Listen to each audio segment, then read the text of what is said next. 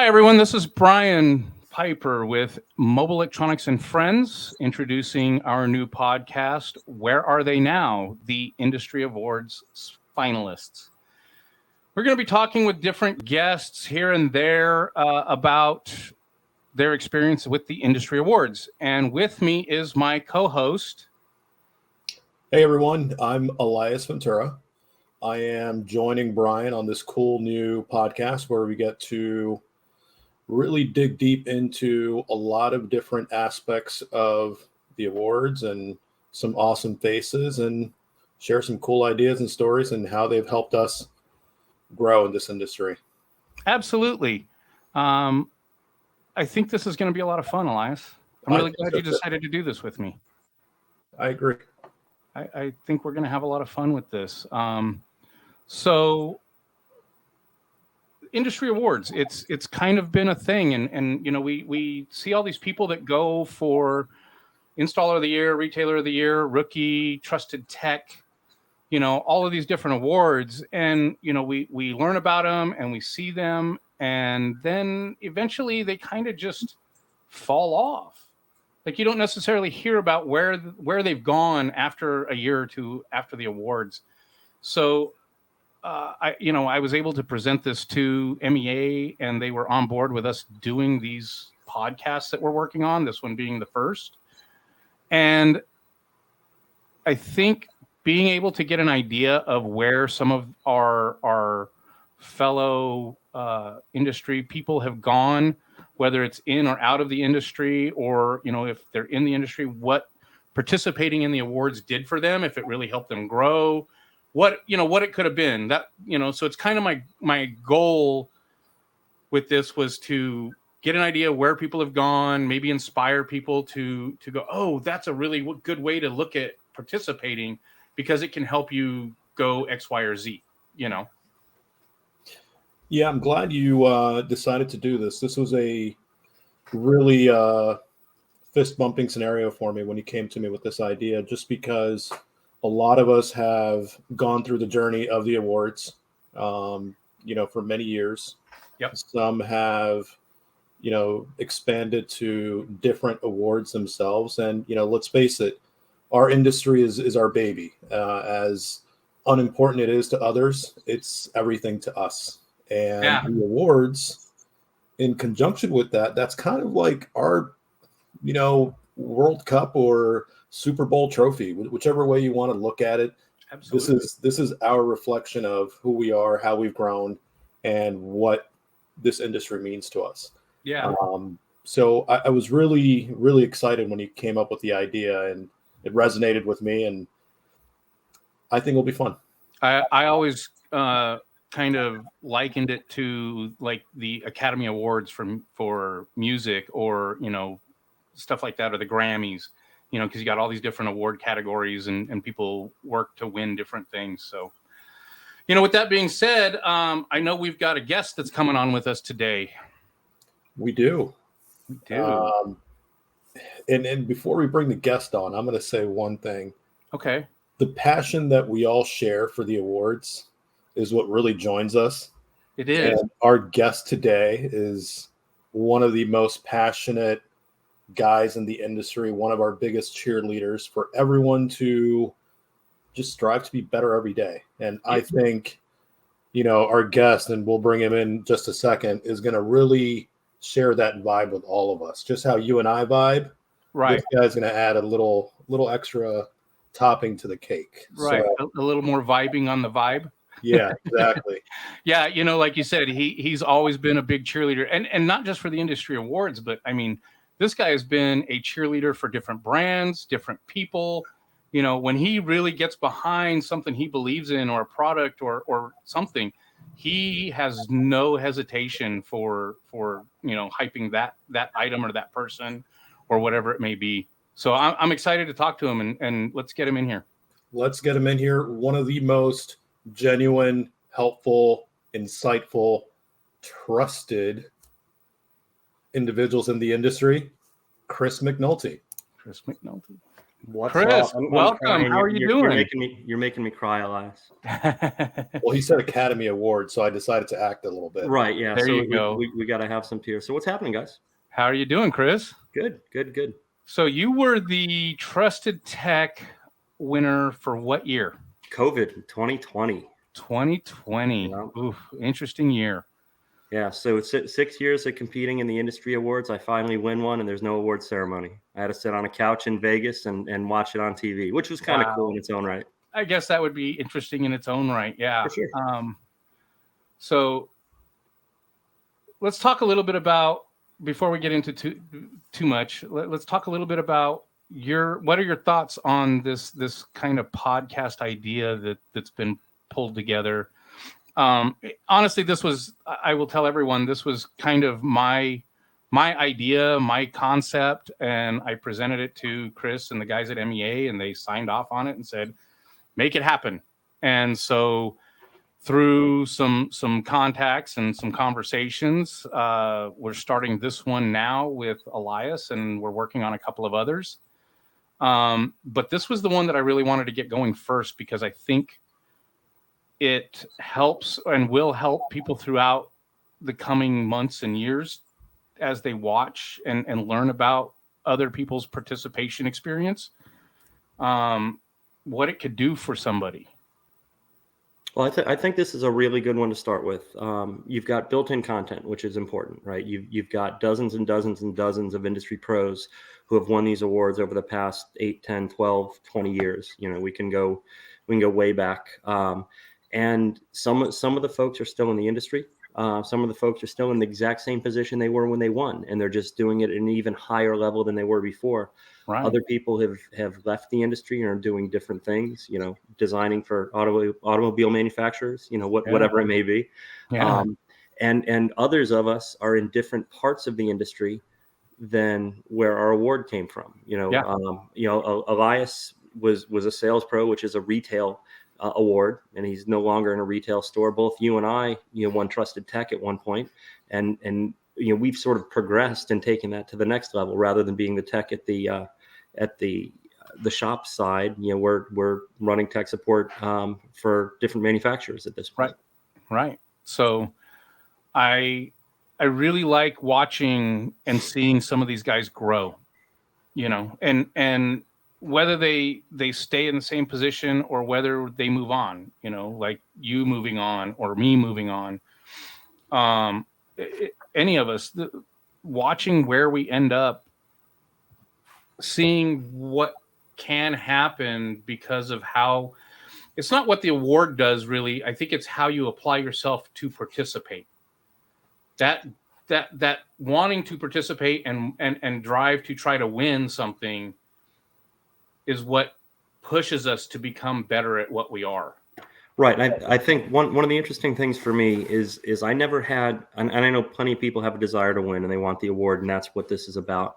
For me, it was never about the award. It was about me putting something on paper or on video to show who I was at a given point in life, right?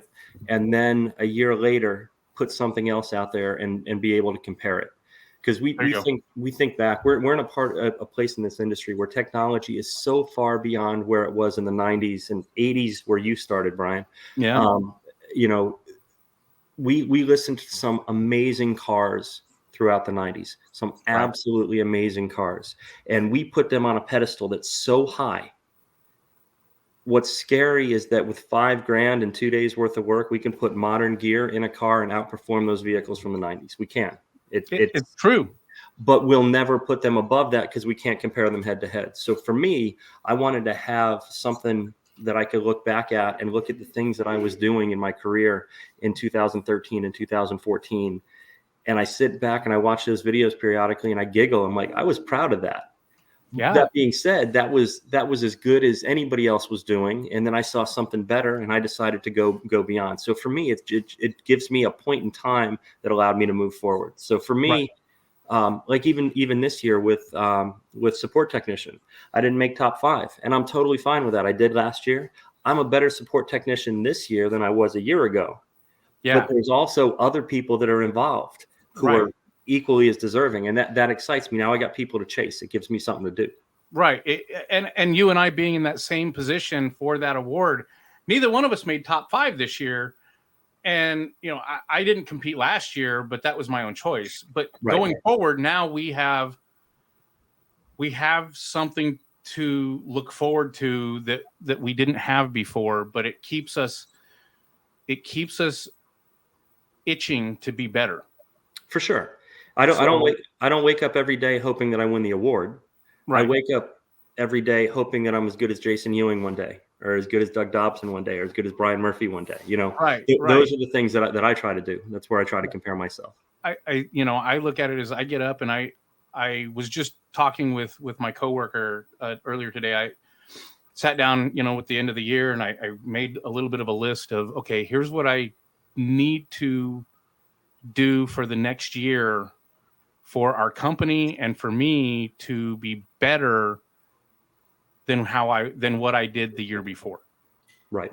And so now I have this list of goals for the next year of, hey, I want to do these things. And to do that, I have to invest a little bit in myself and things that I need. And I'm ready to go. I can't wait to get into all of that stuff again. So now I can document those things through everything that I do so that next year, when we get ready to participate again, I can do something better that will help me get into the top 5. Sure. Absolutely. And again, I think for me, the fact that I won Trusted Tech was amazing. And I'm super proud of the award. But it never meant everything to me. My second year competing, I was a top 12 retailer. I was top 12 installer. Ada was top 12. We were kind of the first guys to have the double where we were shop owners and top 12 technician. It was interesting, and it was an immense amount of work. It was an immense amount of pressure to do the things that we did every day, plus take on this effort of putting together a video that represents who we are and what we do and what we're about. It was a lot of work, and it was overwhelming. And I did a halfway decent job at my retailer, because for me, it was never about me. It was always about my shop. Right. It was always about Driven. If nobody knew my name, I didn't care, as long as they knew my logo. Sure. And they knew what the shop meant. So I put a lot of effort on the shop video. I didn't have enough time to do a whole lot on my installer video, and I fell flat. And I'm fine with that. I have no issue with failing. Failing is the first attempt in learning. Yep. And I fail every single day, which makes me better the next day and the next day and the next day. And that's sort of what it's about. And for me, if I'm going to continue to compete, because I'm going to continue to measure myself up against the other people that are the best at what we do in the industry. Right. I'm glad go ahead. You guys brought up growth, because what I'm getting, and I'm really tickled with this. Growth is what makes us and defines us, and really, brings out the best of us, because we're able to self-reflect. And just hearing you two talk about, where you guys were at one point to, where you guys are at now and where you guys aspire to be, the biggest takeaway here is growth. And the reason why I was really excited to join in on the podcast is to be able to give back to those who aspire to be better every day. Those that are they're wanting to grow and self-reflect. What you do with the award, how you use it, that's on you. But for me, it's been exactly that. Like, growth has been a big part of what this industry has allowed me to be, and I would say you guys probably can agree to that. I would say, I have a question for Chris. From, participating in installer and retail awards, I'm sure you were able to see the growth and see where you could apply, to be better in different facets, whether it's installer or a retailer. But I'm sure you can resonate and hit home with that growth was, a big factor in the journey of, taking part of those awards. Oh, for sure. I from when I started in 2013, competed in installer, and then in 2014, retailer and installer, and then, continuously through that, I've been able to see where I was, and there was never a time in my career that I wasn't proud of where I was. but I was always looking to be further ahead, right? I've surrounded myself since 2012, 2013, when I came back in the industry, with the people that I admired. And you guys being part of that. We spend time together at every Knowledge Fest. Elias, you and I will spend time together this weekend. We'll have our big powwow going over what our plans are for our side gig, right? The stuff that we do, the teaching that we try to do and try to give back to the industry to make things better.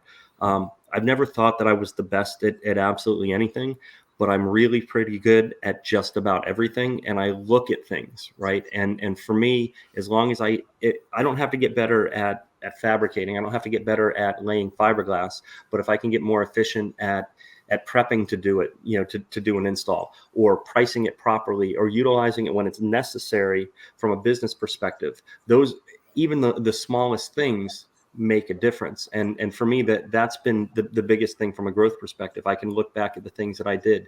The other thing that I like to do is I like to look at the people that I admire, right? The people that I think are doing it right. And I'll watch their videos and I'll sit through and see what they did last year and didn't win, because some of our best friends have been in this for years and years and years, always a bridesmaid, right? And like, what are they doing different? And are they continuing to try? And they are. And you can see year after year the changes somebody else does. Again, I think the three of us who have been in retail for so long and now sitting on the manufacturer side, we've got a really interesting view of what goes on. We can see things from 10,000 feet that you don't see in the shop every day.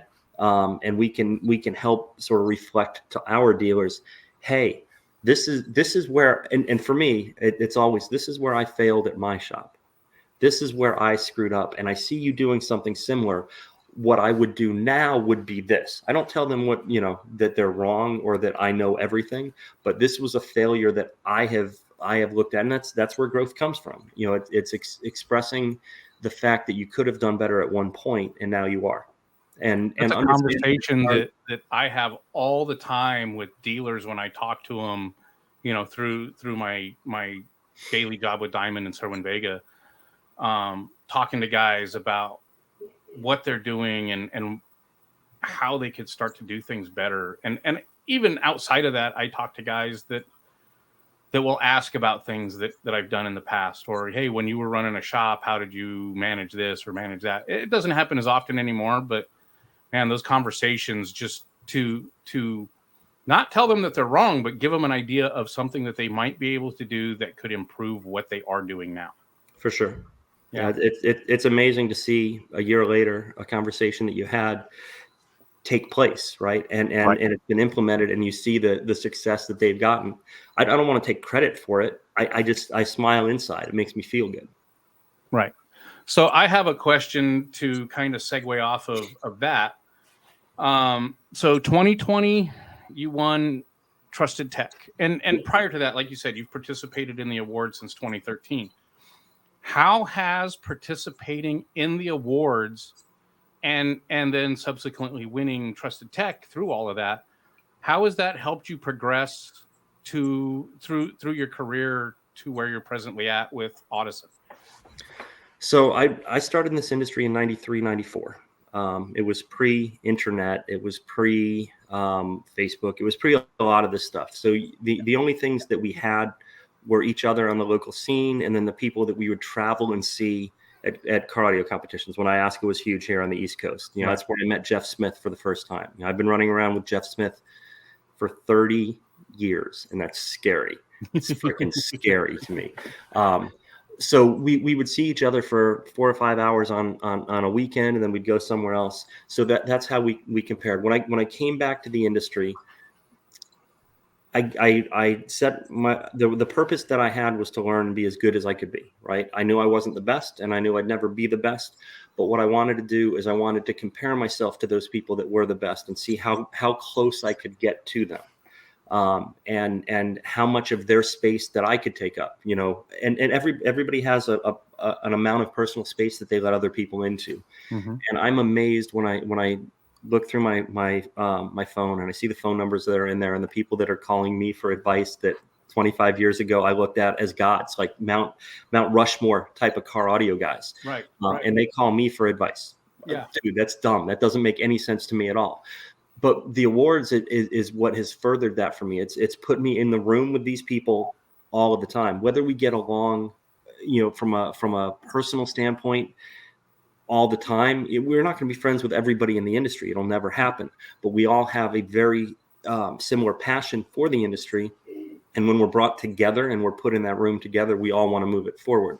So there's nobody in the industry that I don't know. There's nobody in the industry that I'm aware of that doesn't have respect for me and what I do. And it's just, for me, the industry awards have given me that capability of being side by side with these people and trying to compare myself to where they are. And what it's taught me the most is that they're doing the same thing, right? There's nobody that's running around saying that I'm the king of car audio and you have to bow down to me because I know everything. Everybody is always learning. Right. And that's huge. And I go back to 2013 when I started doing this, and I look at the beginning of me using a router and plastics on a daily basis. And then I look at the fact that I'm building switch plates in my house with a CNC laser, right? Like, it's just, none of that happens without being pushed by other people in the industry doing really, really cool work with different machines and trying to come up with new techniques. Right. It's something that you just said right now about, modern tooling and modern tools, right?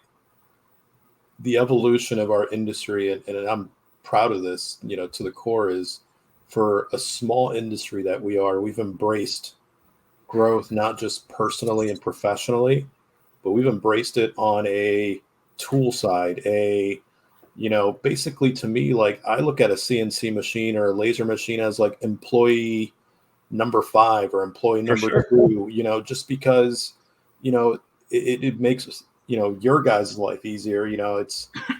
It's for me on the sales side, it made a lot of things that would be very meticulous and very tedious when I was in retail.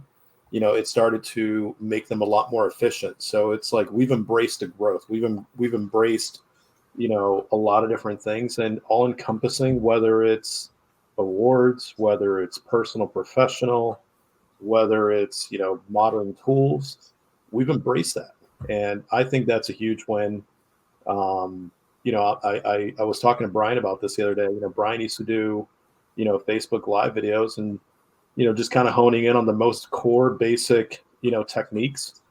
But a lot of guys, they learned something, or they picked something back up, or something that was forgotten, or even for those fresh young bloods that wanted to, learn how to do certain things, it allowed them to kind of have a, live view of, how you guys, being seasoned veterans in this industry, have, evolved, which I think is great. Right. Getting the opportunity to see somebody who's done it for years and how they do it, and how they do it safely and properly and efficiently, and the reasons why. There's a lot of people who tell you to do something, and many of us in the industry are like this. You tell me to do something, I'm not going to do it. I'm just not going to do it because you told me to. If you can give me the reason, if you can tell me this is what you need to do, and this is why, this is the benefit, and this is what's going to make you better and make you more money and make you faster, make it sound better, make it look cooler, whatever it may be, I'm down with that. But if it's just, oh, you have to do it this way because is not an acceptable answer to any of us within this industry. We have to have something more beyond that. And if it's just a matter of setting up a camera above a router table and showing how template tape works and how you can make a perfect circle and you might make a perfect ring, those were great videos back when you were doing those, Bryan. It was awesome. And I think all of us at some point or another, have done videos, have been part of Facebook groups, have been part of training at MEA and things like this. Mm-hmm. And I will tell you, it's not because we're all driving Ferraris. Absolutely not. This is about us sharing and trying to keep our industry at a level. Whatever we may think, we're a shrinking industry, and we're going to continue to shrink, right? Right.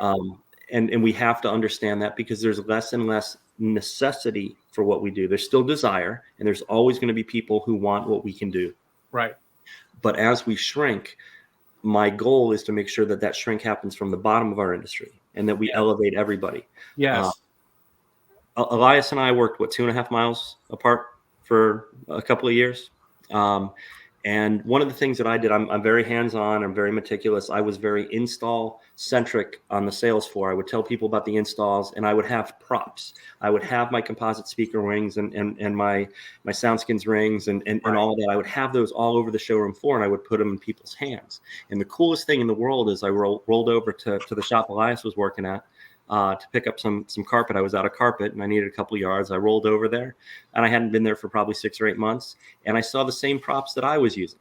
So for me, I wasn't angry. I was excited that the level of execution, not that the level was any lower at his shop. It was always there, but now it was in the customer's face. So now if somebody came into my shop and I showed them X, Y, and Z, and they rolled over to Elias and he showed them X, Y, and Z, and they rolled to the shop down the street that was, 30% less, they didn't show them what we were showing them. Right. They knew that there was a difference. And for me, as I elevate the people around me, then I get the itch to jump back up again. If everybody isn't at my level, and I'm not saying this with any level of conceit, if nobody is pushing me, I'm not going to continue to run. Right. And I remember the days of you having driven and me having innovative in Albuquerque or when I started residence here. There was always the guys, that we interacted with around the country they were motivational and inspirational for what we were trying to do, right? We would all kind of work off of each other. But you're right. When you could walk into a shop down the street and they were doing things like what we were doing, that pushed us. So we're here, now they're here. Now we want to just kind of go here. And hopefully they'll come up, because competition, having that competition, it pushes you to do more. If I'm here and everybody else is here all the time, right, there's no reason for me to go here. Yep. As a retailer, it's going to be very hard for me to drive this because that's going to cost more. Where if they're still down here, instead of them coming up here, they stay here. You get what I'm saying? Oh, for sure. My relationships with local shops since '93 have been phenomenal. We've all worked together. We're fighting for the same dollar, exactly the same dollar, but we know there's enough around. And we know that there's other local shops that aren't doing the level of work that we were doing. Right. And as long as we could stay elevated, we would share in the big money, and everybody else would get the scraps, and that's fine. None of us ever had the ability to do all of the work. We didn't have enough people or enough time or enough resources. So as long as we were doing it at that same level, and we would play that internal game, we would one up each other. Not in a negative way, but anytime we did something that was better than the other guy, we made sure that guy knew. Hey, did you see that what was all over Facebook, wasn't it? We were all over Facebook trying to show off. Absolutely. Not to anybody else, but to the guy down the street, just to, Right. And that's the thing. A lot of us have used Facebook as an internal industry deal, and we failed at using it for marketing and getting customers in. However, the way that we used Facebook kept us motivated to become better. Right. Yeah, so if there may not have been direct, financial benefit for us posting all this stuff in an industry forum on Facebook, but the fact that I would post it and Elias would see it, or Elias would post something and Ada would see it, or Ada would post something and you would see it. Damn it. All right. I should have done that on the last one. I'm going to go one step beyond that on the next one. Yeah. I will say that was one of the things that was my favorite of all of the time spent watching and all of us doing this was each of us as especially when you talk fabrication, right? Or maybe for like Elias in sales, you see what somebody puts together for a vehicle, right? Because we would always post, it's this vehicle and this is what we're putting in it and this is how we did it. It was ideas. And, as individuals, as individual fabricators, if we don't have it, there are times where it becomes hard. Sorry, guys, my dog's making a bunch of noise in the background. I think he's trying to dig to China. It makes it hard to come up with new ideas all the time, right? Especially when, it's one or two guys in a shop, we're small shops, whatever. And so seeing what Chris did or what Ada did or, John Webb or John Covenants or Jason Kranitz, or any of these guys that we all know from around the industry. We'd see stuff that they did on a vehicle, and it could be little things. It could be very little things. It could be an item they sold to do something that we didn't think about, or a way that they put together a system for a vehicle, or how they integrated it in. There were so many different ways to get ideas for all of us that it was almost an endless use of ideas from the industry as a whole. And I don't see as much of that going on as we used to. Right. If you want to talk about little things, the smallest detail that was the most mind-blowing to me at any given point, I was starting to use PVC and threaded inserts, and I was a big proponent of it. I'm a huge cheerleader. Again, I'm not saying that I invented any of this, but I yelled and screamed about it and made sure that the people who didn't know finally knew. Right. That cheerleader. Right, 100%, and I'm totally down with being that guy. I didn't develop it, but I'm the marketing arm. I'm going to tell people the reasons why, and I'm going to show people. So I was building out a PVC, which was so much better than the MDF that we were doing with wood screws and all the stupidity that we all did for 20 years. Right.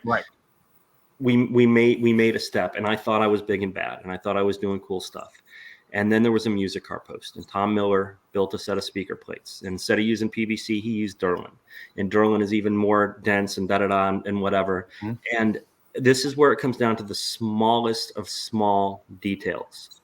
He took a 45-degree chamfer and took off less than an eighth of that top edge and just finished that thing. You looked at it, and it went from being a piece that's $50. That's a $250 piece of art that nobody will ever see. It's going to be in the door behind the panel that nobody's ever going to touch.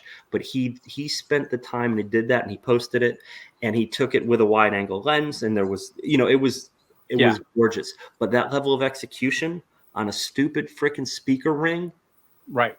Again, it reset me, and it took me down another direction, and that's when I got into CNC and other things. But it was the smallest detail from one of the best craftsmen we have in the industry and have for the last 15 years, seeing what he did and realizing that I could have done that. I could have done that in the last 10 that I did, but I never did. Right. He did. I'm gonna. Right. And that made me funny because you mentioned Tom, and one of the simplest things I learned about, we're always making like dash trim pieces, or you have to make a trim panel for like a double din or some other little panel that you need to look factory. And it's that flat matte black factory finish that's got a little bit of texture, but you could never quite get it right using texture code or any of that stuff, right? And he showed me this way to do it with matte black paint and a hair dryer, and I came home and I played with it, and I just learned it. Yep. And then I finally had the opportunity to use it, and the finish was perfect. Like, putting it in the car, it looked like it came with the car. Right. And I was so excited. I posted and I tagged him in it. Hey, finally got to use that. And, and like, it was that success story that put me this much further above what somebody else tried to do. Right. You know what I mean? And so there's all those little success stories that we have. And I have little ones like that. And then I've got my big one was Larry Penn. I was at Audison training way back. I think that was like 2011 or 2012 or something like that, when they did the very first Bit 1 training in Arizona at Mobile Solutions. And the whole training, where I got the absolute most out of it, was Larry Penn did like 30 minutes or an hour on basically you have to draw this line in the sand as to how you're going to run your business, because you can't serve everybody. So he used this analogy of, like you've got Ruth Chris up here and you've got McDonald's down here, and you can't serve both. You have to pick where you're going to be in the middle. Are you going to be in the middle at the top, and draw a line here and leave the Ruth Chris people up here alone and serve everybody below them? Or are you going to draw a line the other way and serve everybody from this point up?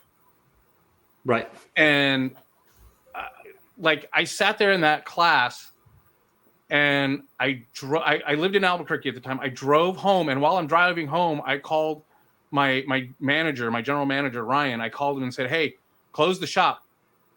He goes, "What?" I said, "We're closing the shop for a week, and we're going to redo everything."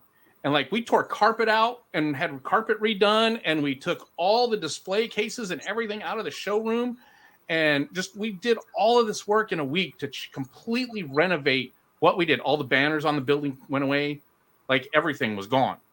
And it was the branding to innovative and how to do displays and how to show and showcase what we wanted to showcase to drive the price point of our business up. And it was probably the greatest thing we ever did.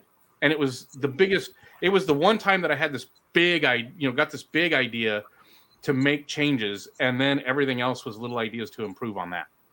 Sure. Yeah, and we all have, those, and you guys are sharing things that, hit home with you guys, but I'm going to share one with you from a sales perspective.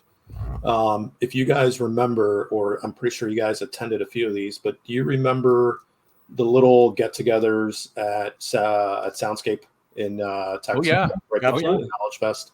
Yeah. Well, the very first time I went to that get-together at Soundscape, Randy Coonan was there. Yeah. And he made a sculpture that day, if I remember correctly. Yeah, we won't talk about that. We won't talk about the sculpture, but yes, I think many of us had our hands on that. Now I want to talk about the sculpture, but let me share my story.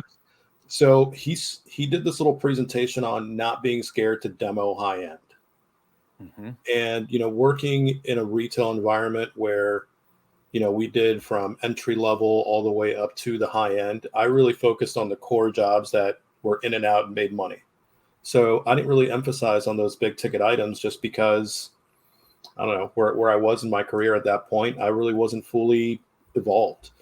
But listening to him, I went back and I made my own high-end playlist. I started dabbling with, the high-res, formats and exploring new methods of being able to deliver that experience. And, again, influences of people that, we're fortunate to learn and be around from, that guy really kind of gave me an eye-opening, how to evolve. So it's interesting that Randy Coonan is that guy, because he's not even in the industry, right? Which is amazing, but we all know him, we all love him, we all respect him. The first training that I went to when I opened Driven back in 2012 was a training down in Clarksville at Sonus. Ken Ward was there. Nick Aiken was there. Micah, Ray. The reason I closed my shop for 4 days and made the trip down to Sonus was Randy Coonan was going to be there with the Sentinel. He was going to have his high-end speaker that he had built, that I watched from day one. I saw every cut. I saw all the layers, the very special layer in the middle that was always there. I saw all of that, and I had the opportunity to sit in a room and audition those speakers one-on-one.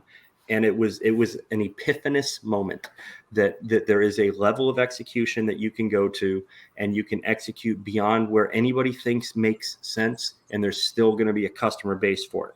Right. So that was huge. But the fact that Randy is part of one of your sort of big moments as well is really cool. It's exciting. We all could share name after name of different people. We all have our list and we all have our stories. But at the end of the day, these are defining moments that we apply, that we all share, that we have grown from. We have taken nuggets from so many different people. We've evolved, we've grown, and that's what it's all about. Chris, I'm gonna leave you with one last question. I think this is kind of the peak and bliss of what we're doing here is words of encouragement. What do you have to influence those that maybe haven't participated in the awards, maybe have participated year after year and haven't gotten the results they've wanted, or those guys that don't believe in the awards? What do you got as words of encouragement? So I will tell you this. I was not an awards guy in my first iteration in this industry. I left the industry in 2008 and came back in 2012. When I came back, certifications mattered to me, awards mattered to me, marketing mattered to me, and being better from one year to the next mattered to me. So if you're not involved in the awards, this isn't about proving that you're better than the next guy. It's about proving that you're willing to put your ability up to be judged. And once you put your ability up to be judged and someone looks at you, you have promised to everyone you've shown that this is the level that I'm at. I have to execute to that. It makes, for me, and again, this may be different for everybody else, but it makes me hold myself accountable to what I've told the world I will do. And at that point, when I see somebody else execute above that, or even pretend, stuff that happens on the internet isn't real. We all know that. So people can throw out all the coolest stuff in the world that looks like it's better than what you're doing. It may be, it may not be. They make it look that way. But if they've made it look that way and somebody else thinks that way, you've got no choice but to go one above that. So for me, integrity has always been huge. That's the I in Driven was about integrity. Every letter had meaning: desire, respect, integrity, vision. It all had importance, but integrity was part of it. So for me, being part of the awards puts yourself out there and allows you to ensure that you grow year after year. And it puts you in the room with the people who are doing it right, and the people who have won the awards, and the people who know everything. You don't have to follow in everybody's footsteps, because every industry or every shop is different. Every manufacturer caters to a different client base. You have to find where you fit. And I have stolen, and I'll use the word, I have stolen from everybody who has won an award in the past 10 years. I've stolen something of what I do from seeing what they did. And again, there's nothing better than being able to compare yourself year after year, make sure that you are growing, and eventually you may come home with a glass trophy, It's funny that you say that, like you take all these little pieces, or, you stole these little nuggets from everybody. As everybody can tell, musician, right? There's guitars, there's drums, and that right there, the way you word that, it's exactly what musicians do, right? We all grow up listening to music. This is where it all started for most of us at our age group, is we were heavily into music, and music was very important in our lives. So then we get into this cool thing of car audio, right? So when you look at your favorite musicians, they were all inspired by other musicians, right? Going back decades. And so you'd hear them talk about who their inspirations were. And if you talk to certain guitarists, they're going to say, oh, well, this person and this person and this person, they were my inspirations. And if you really go back and listen to their music, and you listen to the people that they mention as inspiration, you'll find pieces of the original inspiration in the new guy's music. And so, like what you're saying, you will find in what you did at Driven, or what I did at Innovative, or, what other people do in their business, you will find nuggets of other people or other businesses. Absolutely. In their business, right? You create fabricators. We create our own style, right? And we do that by taking pieces of things that we see, whether it's, something that Jeremy Carlson did, or that Justin Marks did, or Jason Kranitz, or Tom Miller, or whoever, or you and I, Chris, have traded stuff, Mm-hmm. It's little pieces that we learn and we find from other people, and we put it together and we make our style. One of the very specific installation things that I smile at every time I see happen is when a Gonzalez box is built. Yes. I don't know that Lewis invented this, but Lewis popularized it. He was the cheerleader of doing 210s under the seat and a ram ported back behind the seat, and it became a Gonzalez box. Right. That's what it was. And I knew it as a Gonzalez box for 2 years before I knew Lewis's last name was Gonzalez. I didn't realize that. I had no idea it was Lewis, right? Right. But when I see somebody do a Gonzalez box, the respect for the guy who brought it out, and hey, look, this is what we're all doing, and we're all succeeding with it, and that was the biggest thing. And the fact that it's still called a Gonzalez box. 100%. I'll leave you with one more thing before I have to go make dinner. Okay. 2008, up until that point in my career, the most creative time that I ever had was the 3 years I worked with John Brettel. So I had John Brettel in the shop. He had been doing this for 10 years at a super high level. I had been doing it 10 years at a high level, separate from each other. Then we came together, and we both had different paths, and we both learned to do things in different ways. In that 3 years we were together, we both learned an immense amount. Then he moved to Atlanta, and, became the master of all things Maserati, and, became who he became down there. Yeah. And I got to a point, 06, 07, 08, where I wasn't learning anything. And it's not because I didn't want to learn. The desire to learn never stopped, but having somebody to learn from didn't exist. Didn't have that person anymore. When I came back in 2012, I've been to every training. I think I've been to the last 16 Knowledge Fests. If I'm accurate, I think the only 4 people who have been to the last 12 Knowledge Fests are Chris Cook, Richard Basler, Jason Kranitz, and myself. Wow. Been to every single one. That's crazy. And many of them were out of my own pocket. They weren't because it was work. It was because I wanted to be there, and I wanted to learn, and I wanted to teach. But having Knowledge Fest, having the awards, having the ability to be around the people that can inspire you and you become friends with is absolutely insane. And it was a Knowledge Fest that Chris Yatto yelled across the floor, "McNulty, come over here." And he wanted me to tell a story that I had told him the year before to somebody else that was in the booth. Chris Yatto. Right. Chris Yatto. Yeah. Right. Yeah. So Chuck I don't Norris have that without being part of the awards. I don't have that without Knowledge Fest. I don't have that without pushing my envelope to where I could push my envelope. So absolutely, those are the things that benefit. And if I never won a single award, I still would have done it year after year after year. Oh yeah, for the side benefits. So. Yeah, it was more. I mean, Knowledge Fest was always more about what we could learn. Right. And it's not always in the classroom. It's at the bar. It's in the booths. It's all of that. So, I mean, a lot of times we learned more outside of classrooms than we learned in classrooms. The key takeaway here is, through it all, growth and being better. Yeah, absolutely. And better. And hey, you guys are both better than me. Don't forget it. In closing, I'll say the friendships that you create. I'm glad to call both you guys friends, because you guys make me better just by pushing me or yelling at me or whatever it is. It's contagious, so it's good. It's good for the world. It's good for all of us. I hope those that watch this dabble or keep on dabbling or keep on pushing. Thanks, Chris, for having us here, because, like I said in the beginning, you are one of the guys that wholeheartedly like to influence everyone around you. Yeah.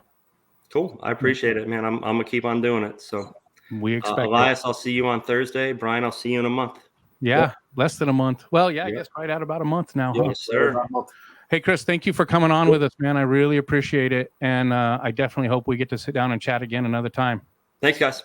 Yep. All right. Have a good one. Sorry, I'm trying to be quiet.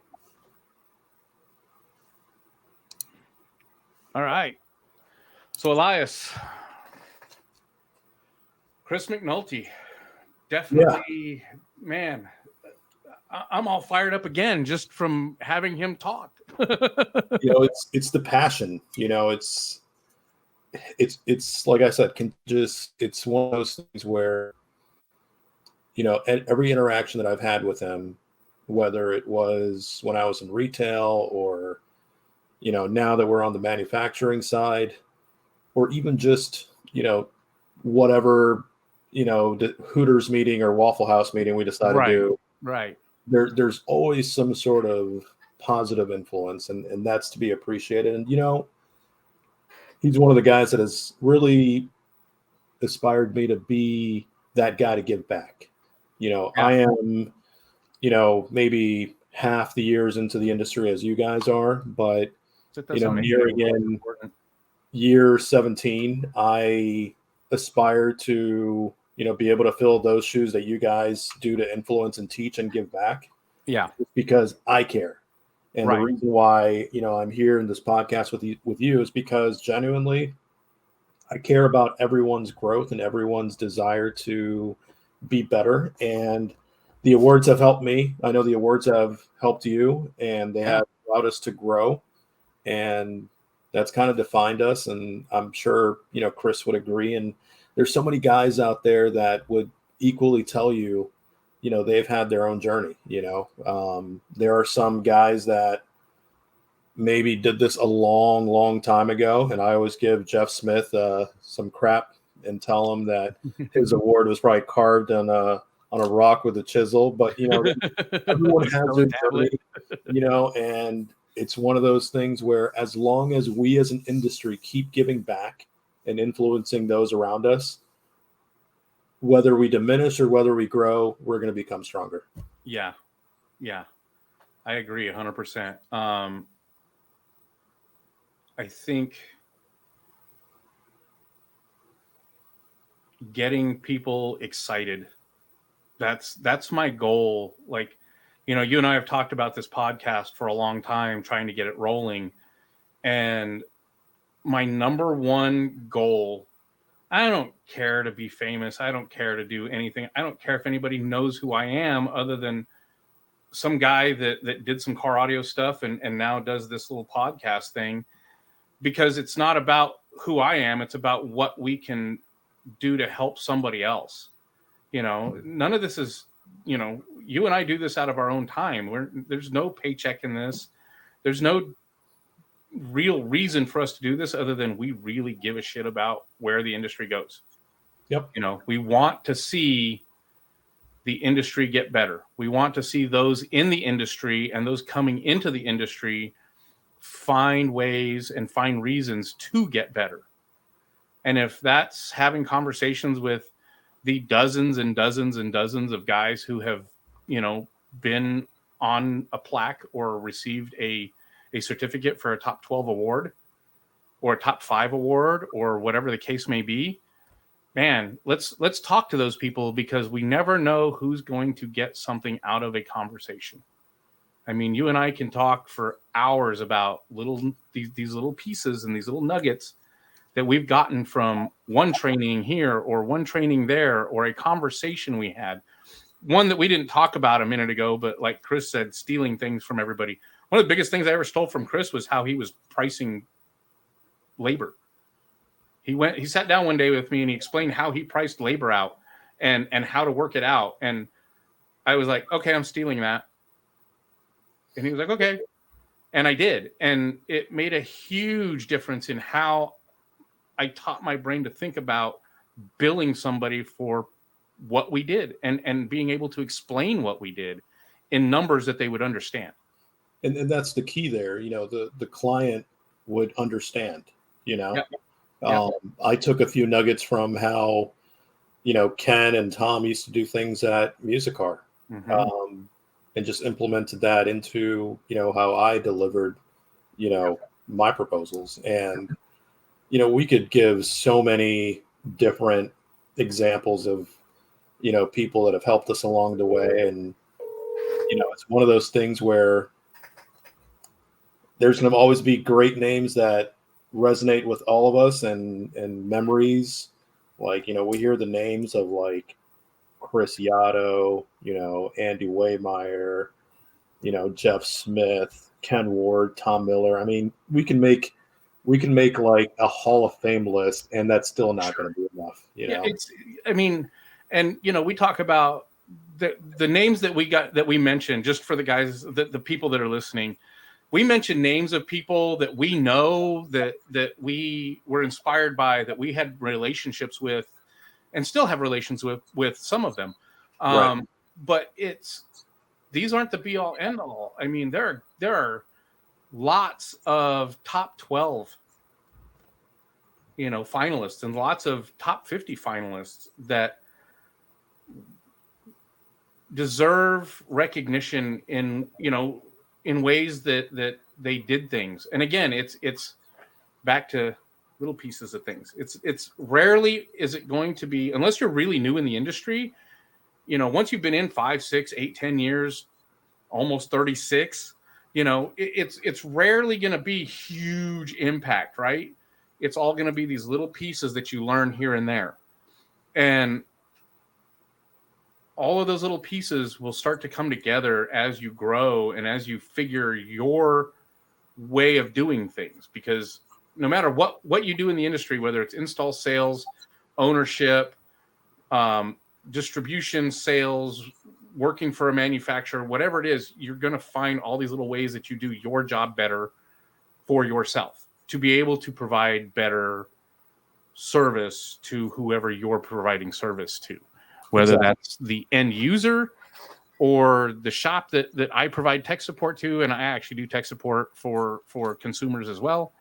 Or if it's training that I'm doing for our dealers and our vendors and our distributors, whatever the case may be, it's learning to do things a little bit better for growth for everyone else. And it's this whole thing, this whole podcast, everything we're doing, mind you, this isn't the only podcast we're doing, right? We haven't even talked about that. I've got 2 other podcasts in the works. One of them, I'm hoping to get started real soon with the infamous Ray West. Ooh. Yeah, it's going to be exciting. And then we got another one that we're working on that hopefully we'll get it all sorted out here pretty soon. I think for Ray, you might need a little bleep bleep button. A little bleep bleep. Yeah. You mean like? It might be when he gets a little out of control. That might be when he gets a little out of control, huh? I think Ray is going to be fun. I think that's going to be a very fun podcast to do. But going forward in this podcast, man, so I can tell you, like, I know we've got John Schwartz on deck. Pretty sure John Covenants is on deck. We've got the guys from Titan. I know are going to come on with us. There's lots of people. Jeremy Carlson, Ian Black, who was a former winner back in the early 2000s. There's even some potential that we might be able to talk to, and I don't have the guy's name right here in front of me, but it was the very first installer of the year from back in like 93 or 94. And he was a 2-time winner back to back. So that wasn't Jeff Smith? No, that was not Jeff Smith. Jeff Smith was actually 2000s, I believe. I know we're going to talk to Gary Biggs, who was like 97, 98, somewhere in there. So there's all these guys that you know we can talk to. And I'm going to put this out there for anybody watching. If you guys know anyone, I don't care how far back it goes, if they were a retailer of the year, if they were an installer of the year, you know, getting into the newer, we pretty much have everything from about 2008 or 10 forward. But if you know anybody going back further than that, that was a winner, reach out to us. Reach out to us on Facebook or Instagram or whatever. Find us, search us out. Give me a call, whatever. The next time we do this, I'll have a banner set up and we'll have an email address that you guys can send stuff to. But for now, you can send it to Bryan at dat-cvm.com. That's my Diamond Audio email address. But it's Bryan, by the way. If you guys know of anyone, email me. Or if you know me on Facebook, send me a message on Facebook. Let's find some of these people, because we've got weeks and weeks and weeks of these, and we're really going to probably do one of these a month. And we're going to have some people that don't want to participate, and that's okay, you know. And I know some people have gone on to other things, or they've moved beyond the industry, and they really don't care to look back on it. That doesn't bother me. That's okay. They did their thing and they moved on. But then there are people that really, it'll just be interesting to see where they went if they're willing to chat with us. You know, this is a 30-minute conversation they can be a part of to, again, maybe inspire somebody going forward. And that's what it's all about. You know, we're not going to force the hand of you have to come on. This is more so sharing experiences and growing and influencing. And, you know, 5-10 years from now, when we look back on it, I think it's going to be a good feeling being able to realize that we gave back. And that's what it's all about. You know, influence is, to me, the biggest, form of giving back. Absolutely. Absolutely. So with that, guys, let's wrap this up for tonight, Elias. I